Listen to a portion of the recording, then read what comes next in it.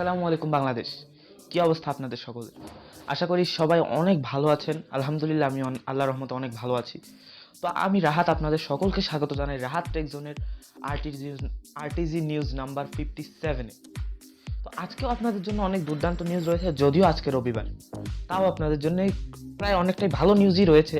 তো তার জন্য অবশ্যই পুরো ভিডিওটা দেখুন, কারণ আজকেও প্রায় কিছু ভয়ানক নিউজও রয়েছে।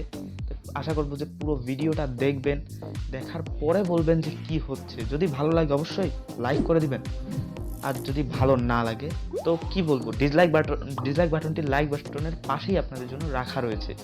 আর কমেন্টে জানান যে কেন ডিসলাইক করেছেন, যাতে আমি সেই জায়গাটি আরও ভালোভাবে প্রস্তুত করতে পারি।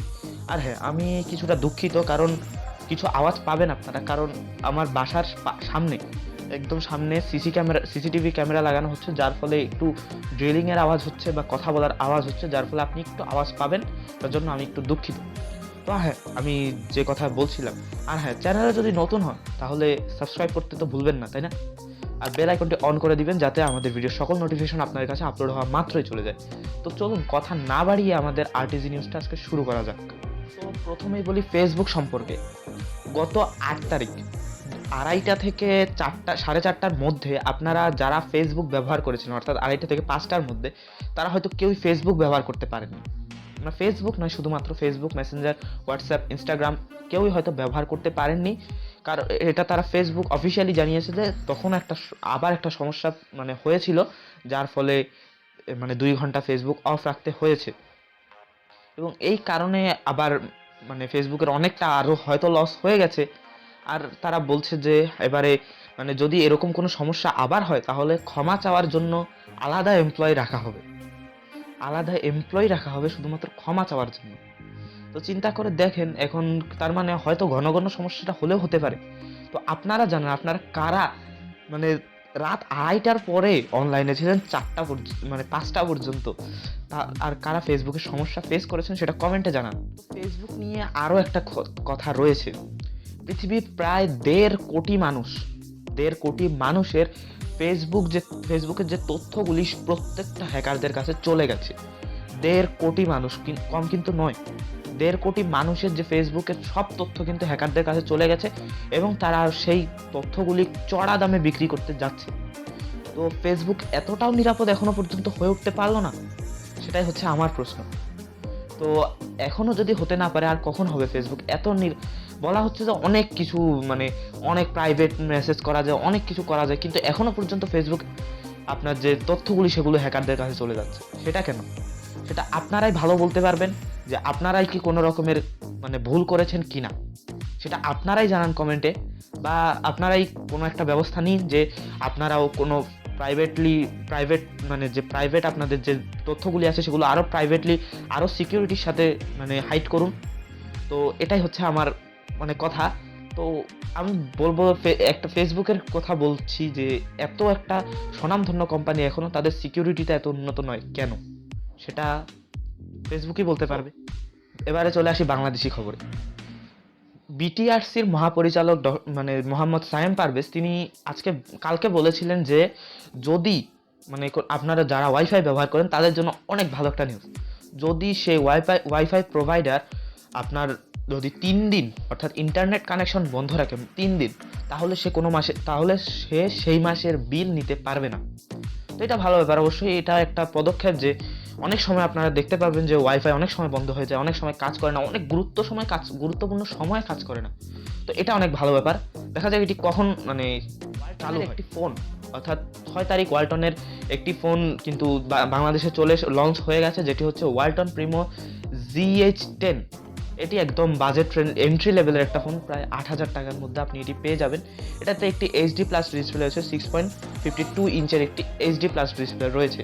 এছাড়াও 8 মেগাপিক্সেলের রিয়ার ক্যামেরা, তারপরে প্রায় 2 গিগাবাইটের র্যাম, তারপরে 32 জিবি স্টোরেজ। একদম বাজেট ফ্রেন্ডলি একটা স্মার্টফোন, দেখতে পারেন আপনারা। সন্ধ্যা 6টার সময় বাংলাদেশে লঞ্চ হতে যাচ্ছে Vivo X70 Pro। Vivo X70 Pro, one of the most flagship phone for camera। কারণ এত ভালো, অনেক ভালো একটা ক্যামেরা দেখা গেছে। আমি যে বাইরের রিভিউয়াররা করেছেন রিভিউ, সেগুলো আমি দেখেছিলাম। তো আমি বলবো যে one of the best camera.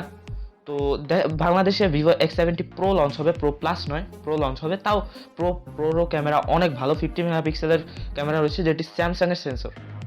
দেখা যাক যদি কি প্রাইজে লঞ্চ হয়, সেটাই হচ্ছে আমার প্রশ্ন। যদি আমি ইন্ডিয়াতে দেখি, তাহলে সেটা প্রায় লঞ্চ হয়েছে 50,000 রুপিজে। আর 50,000 রুপিজে এখানে প্রসেসর হিসাবে রয়েছে কিন্তু মিডিয়াটেক ডায়মেনসিটি 1200 অবশ্যই ভালো একটি প্রসেসর, কিন্তু আমার মনে হয়েছিল যে প্রাইসটা স্লাইটলি আপ হয়ে গেছে। যদি আরেকটু কম রাখা যেত তাহলে মনে হয় আরও ভালো হতো। দেখা যাক বাংলাদেশে কি প্রাইজে নিয়ে আসে তারা। এছাড়াও এটাতে কিন্তু একটা অ্যামোলেড ডিসপ্লে রয়েছে, 120 হার্টজ রিফ্রেশ রেট। দেখা যাক যদি ভালো একটা প্রাইজে আসে, অবশ্যই ভালো। রেডমি K50 এই ফোনটা নিয়ে অনেক কিছু, মানে এখন অনেক কথা হচ্ছে, এবং ফাইনালি এর একটা ক্যামেরা লিক্সও পাওয়া গেছে। এর ক্যামেরাতে থাকার পসিবিলিটি রয়েছে একটি 108 মেগাপিক্সেলের camera with periscope zoom lens. তো পেরিস্কোপিক জুম লেন্স থাকার পসিবিলিটি রয়েছে, ঠিক আছে, বুঝলাম।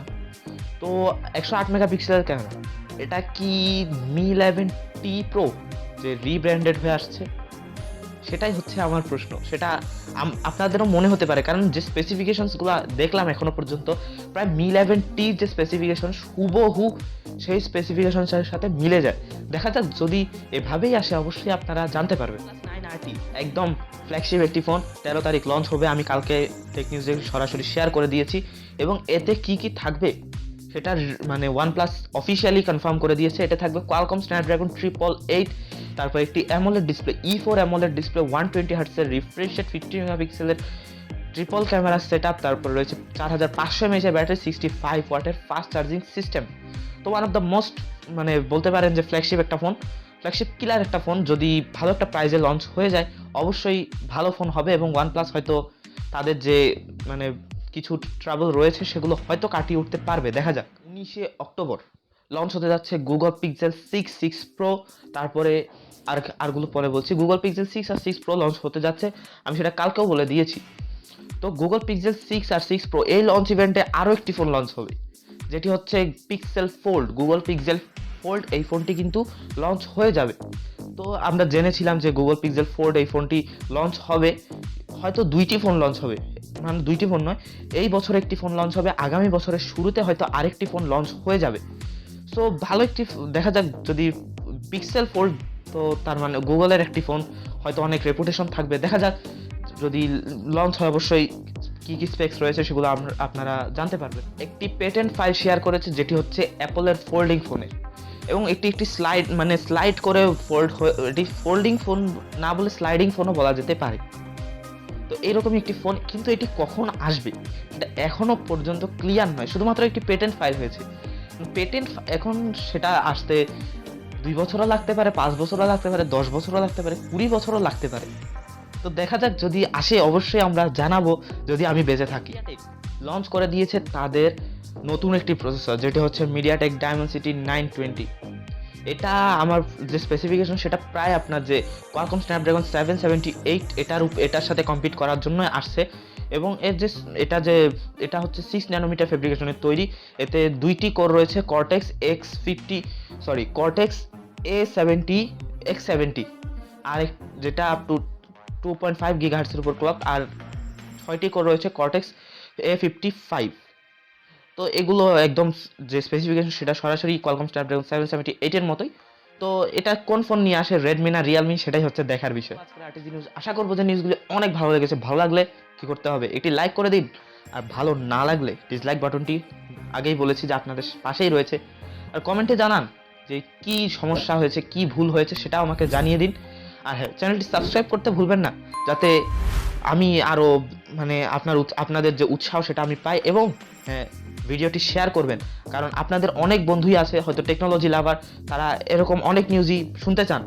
হ্যাঁ, আমি বলছি না যে আমার থেকে ভালো কেউ নেই, অবশ্যই আছে, অনেক ভালো, আমার থেকে অনেক ভালো বাংলাদেশি ইউটিউবার রয়েছে, ইন্ডিয়ান ইউটিউবার রয়েছে, তাদেরও শুনতে পারেন। কিন্তু আমি যা বলতে পারি, যে আমি এটা বলতে পারবো যে ইনশাল্লাহ আমি অনেক ভালো কন্টেন্টই ক্রিয়েট করতে পারি।